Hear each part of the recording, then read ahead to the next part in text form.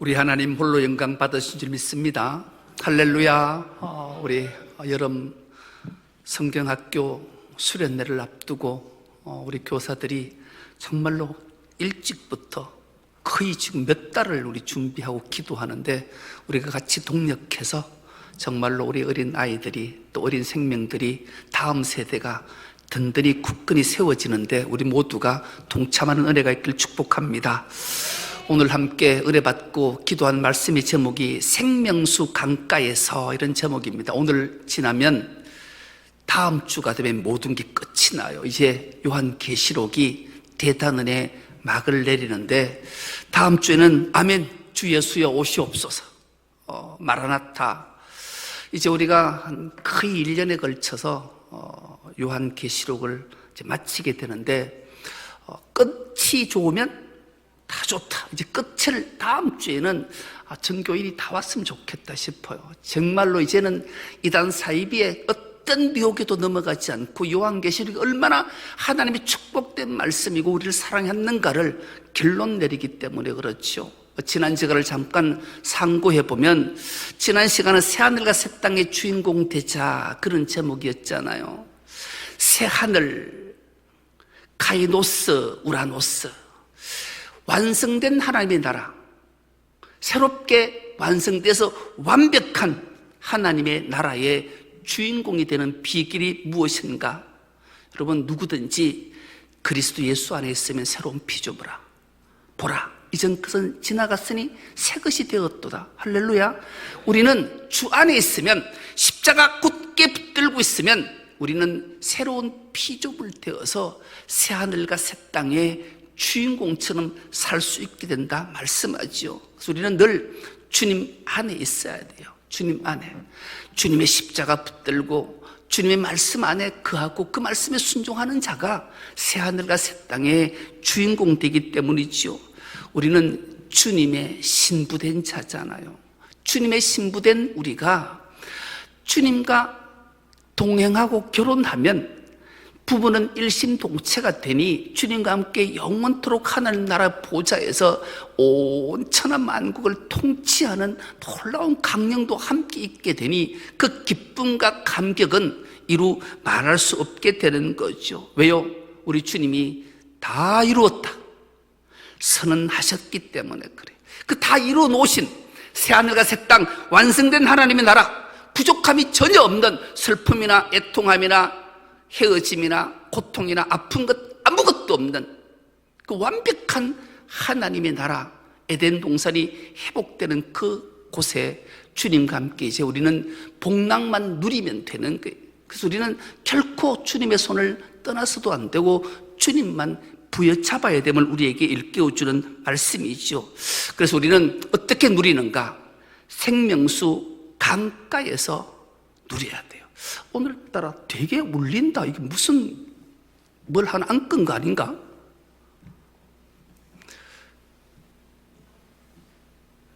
그래서 아무튼 우리가 생명수 강가에서 이 놀라운 하나님의 은혜와 복을 누려야 됩니다. 오늘 본문이 이렇게 시작합니다. 또라는 말은 긍정과 부정이 함께 있어요. 긍정과 부정이. 여러분, 우리는 흔히 이러잖아요. 또 잔소리. 귀에 닦지 않겠다. 그만해. 또라는 말은 부정적으로 사용할 때 또라는 말을 써요. 그런데 긍정으로 사용할 때도 또라는 말을 쓰지요. 어떻게? 이야, 니 진짜 이쁘다. 진짜 잘한다. 또 해봐. 이럴 때 긍정으로 사용해요. 그렇다면 또라는 단어는 어떤 사건이나 어떤 형태를 자세히 설명하고 또 그것이 강조하기 위해 쓸 때 단어가 또라는 단어를 쓰는 거죠.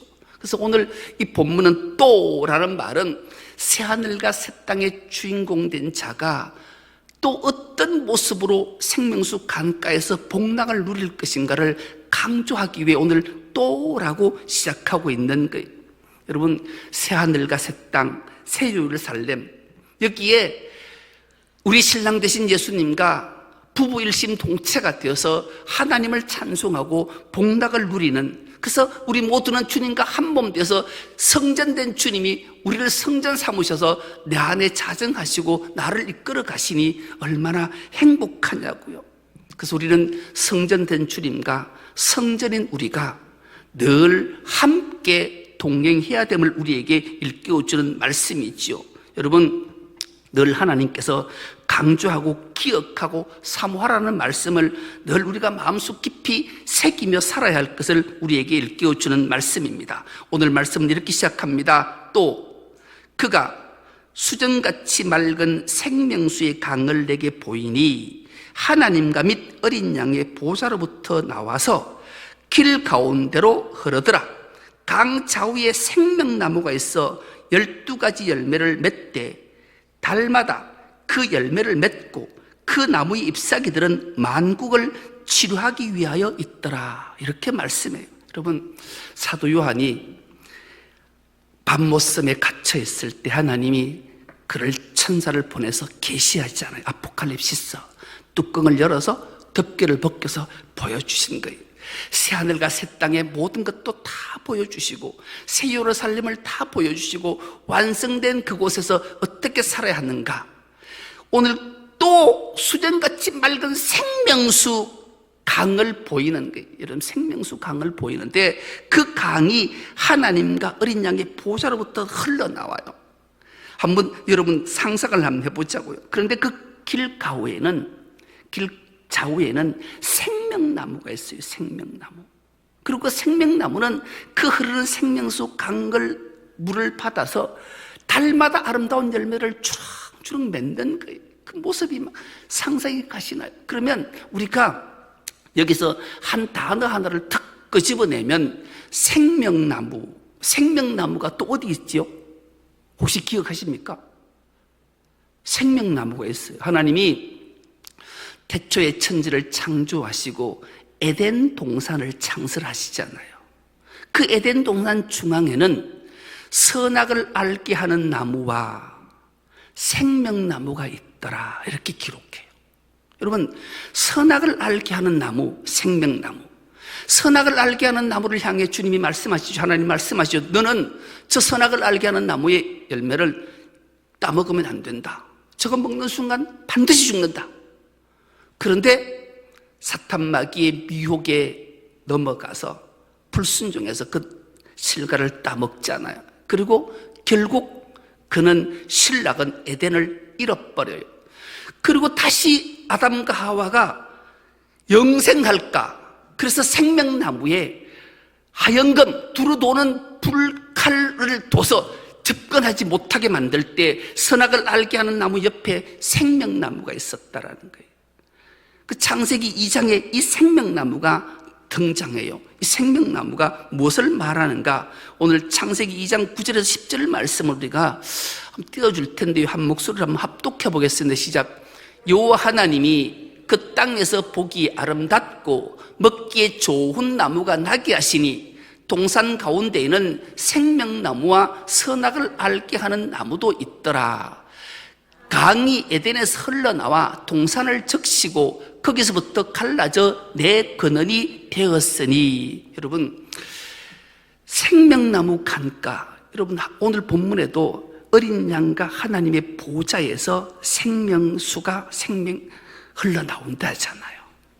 여러분, 창세기에는 에덴 동산을 동서남북으로 4곳으로 흐르는 강이 있다고 기록해요. 우리가 이제 목사고시나 신대원을 가려면 시험을 칠 때 반드시 이 문제가 거의 나와요.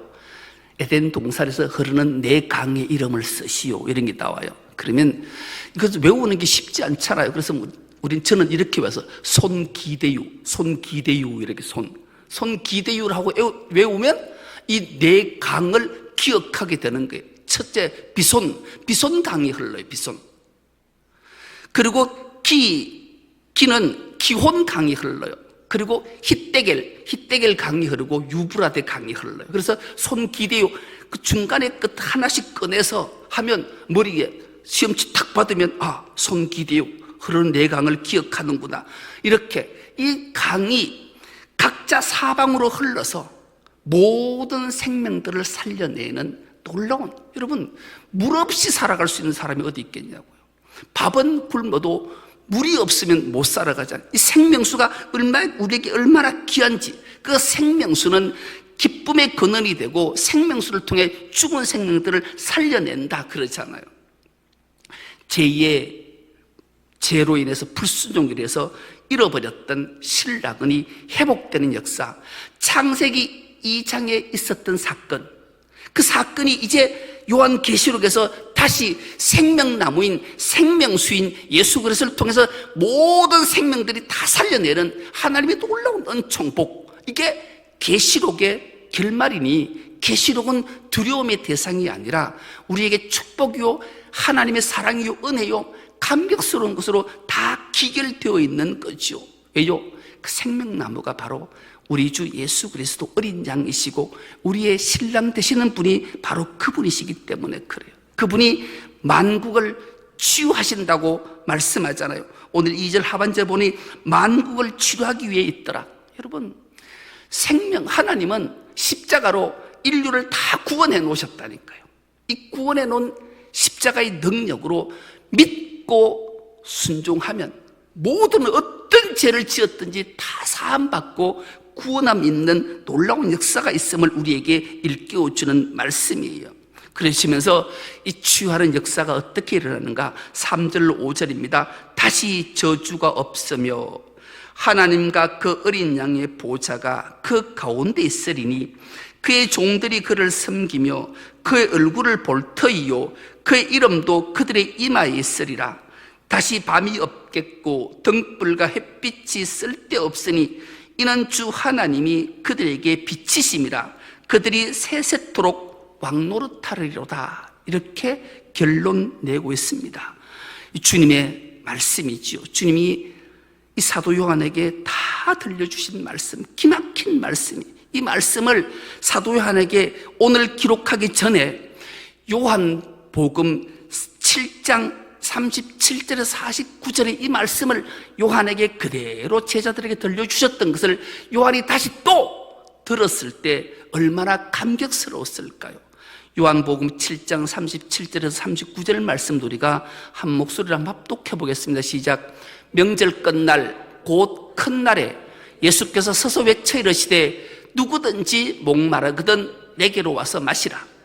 나를 믿는 자는 성경의 이름과 같이 그 배에서 생수의 강이 흘러나오리라 하시니 이는 그를 믿는 자들이 받을 성령을 가르쳐 말씀하신 것이라. 예수께서 아직 영광을 받지 아니하셨으므로 성령이 아직 그들에게 계시지 아니하시더라. 아멘. 여러분, 놀라운 단어 하나가 등장하잖아요. 드디어 성령이라는 단어가 등장해요. 성령 하나님. 주님께 나오는 자, 새하늘과 새 땅의 주인공 된 자, 생명나무에서 흘러가는 생명수를 마신 자, 그들은 성령의 이끌림, 성령의 충만함으로 이 땅을 살아갈 때 얼마나 복된 삶을 사는가를 우리에게 일깨워주는 말씀이죠. 한마디로 요약하면 왜 성령이 우리에게 오셨는가? 우리 주님이 인류를 구원하시기 위해 십자가에 죽으시고 약속하신 대로 성령을 우리에게 보내주시겠다. 그 성령이 오늘 우리에게 임해서 성령의 충만함으로 이 땅을 살아가게 하고 날마다 하나님 나라를 소망하며 살 수 있는 길을 열어주셨으니 이보다 더 감격스럽고 기쁜 일이 어디 있겠냐고요. 그렇다면 성령이 우리에게 오신 목적은 무엇일까? 고린도전서 12장 3절로 이렇게 말씀하십니다. 이 말씀도 우리가 한 목소리를 합독해 보겠습니다. 시작. 그러므로 내가 너희에게 알리노니 하나님의 영으로 말하는 자는 누구든지 예수를 저주할 자라 하지 아니하고 또 성령으로 아니하고는 누구든지 예수를 주시라 할 수 없느니라. 아멘. 여러분, 놀라운 말이잖아요. 여러분, 성령이 우리에게 오신 목적은 딱 하나예요. 예수 그리스도를 주라 시인하기 위해. 누구나 예수님이 내 생명의 주인입니다. 그분이 십자가로 나를 구원했습니다. 나에게 영원한 생명을 주셨습니다. 그분이 나의 신랑 되십니다. 나를 순결하고 정결한 신부로 만들어 주셨습니다. 이 고백이 성령이 우리에게 임하지 않고는 결코 할 수 없는 고백이라는 거예요. 우리가 예수님이 내 생명의 주인입니다라고 내 입술로 고백하려고 아멘으로 하답하면, 내가 내 생각으로 내 믿음으로 한 것이 아니라 내 안에 내주하시는 성령께서 고백하게 하셨구나, 이것이 놀라운 성령의 역사임을 우리에게 일깨워주는 거죠. 왜요? 성령이 예수 그리스도가 구주임을 고백하게 알게 하시기 위해 이 땅에 오셔서 우리에게 내주하시기 때문에. 그 성령은 자기를 드러내면 안 돼. 우리가 흔히 간혹가다 성령의 충만함 받은 사람이 있는 것 같아. 그것을 우리는 정확하게 영적 구분이 가능해야 돼요. 내가 성령의 충만함을 받았다, 성령이 주신 놀라운 은사와 능력을 받았다, 그러면 자기가 받은 능력, 이것을 드러내면 성령 충만 받은 사람이 아니에요. 성령은 자기를 드러내기 위해서 온 게 아니라니까요. 예수 그리스도를 드러내시기 위해 이 땅에 오셨기 때문에 그래요. 성령의 충만함 받은 사람은 자기의 능력, 자기 자랑, 자기의 뭔가를 드러내는 사람은 성령 받은 사람 아니에요. 오직 예수 그리스도, 주님이, 예수님이 주님이십니다, 그분만 드러내게 하는 게 성령의 역할이기 때문에 그래요.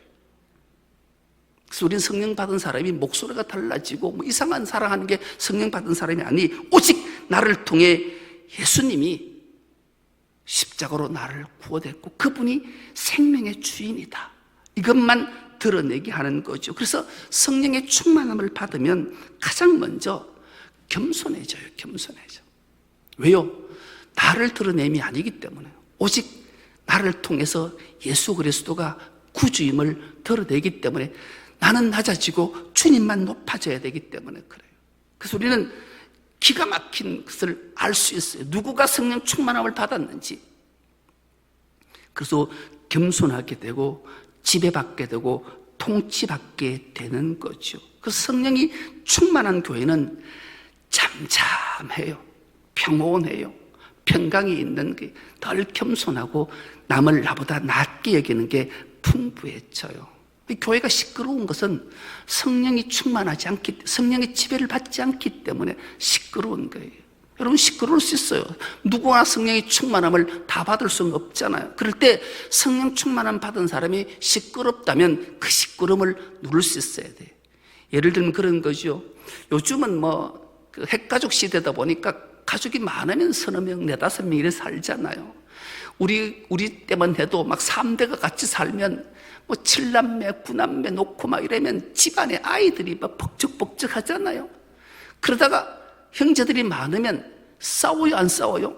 싸워요. 싸우면 할아버지나 아버지가 덜에 갔다가 외출했다가 집에 딱 들어온 순간 가장 마치가 뭐라 그래요? 아버지 오신다, 할아버지 오신다. 어른이 싸우면, 사랑방에 어른이 계시면 뭐라 그래요? 어른인데 목소리 높이나? 그러면 잠잠해지는 거예요. 집안에 어른이 있으면 자기 의견 때문에, 의견 충돌 때문에 목소리가 크다가도 어른이 있으면 잠잠해질 수밖에 없어요. 교회 안에서 어른이 누굴까요? 성령 하나님인 거예요. 여러분, 하나님을 경외하고 하나님을 두려워하면 여러분 시끄러울 수 없는 거예요. 자기 주장 내세울 수 없는 거예요. 그래서 교회에서는 잠잠해야 돼요. 하나님을 두려워하고 경외하는 마음이 있으면 결코 자기 주장, 자기 목소리 낼 수 없는 거예요. 여러분, 그렇다면 왜 우리가 하나님을 두려워하는가요? 왜 하나님을 경외하는가요? 여러분, 예수 왜 믿으세요? 예수 믿는 이유가 뭐세요, 여러분? 왜 예수 믿어요? 예수 믿는 이유는 천국 가기 위해 예수 믿는 거지만, 천국 가기 위해 예수 믿는 게 이 말보다는 우리가 반드시 끔찍하게 기억해야 될 말 한마디가 있어요. 예수 믿는 이유는 지옥 안 가려고 예수 믿는 거예요. 천국 가려고 예수 믿는 것은 어쩌면 너무 은혜 사랑 때문에 쉽게 여길 수 있어요. 그러나 예수 믿는 이유는 지옥 안 가려고 믿어야, 그래야 하나님을 두려워하고 경외하는 마음이 생기는 거예요. 각자 다른 인생을 살다가 공동체 생활하면 다양한 사람들이 사니까 자기 주장 내세울 수 있어요. 형제지간에도 싸울 수 있어요. 싸우면 집 나가요, 안 나가요? 집 나갔다가 밤 되면 들어와요, 안 들어와요? 들어와요. 여러분, 싸울 수 있다니까요. 교회는 싸울 수 있어요. 그러나 나가면 안 돼요. 나가도 돌아와야 돼요. 해지면 돌아와야 돼요. 이것을 우리가 잘 기억해. 안 그러면 가출하면 안 돼요. 출가하면 안 된다니까. 출가하면 중되는 거예요. 유머도 잘 모르는구나. 출가를 하면 중이 되고 가출을 하면 비행 청소년 되고 돌아와야 돼.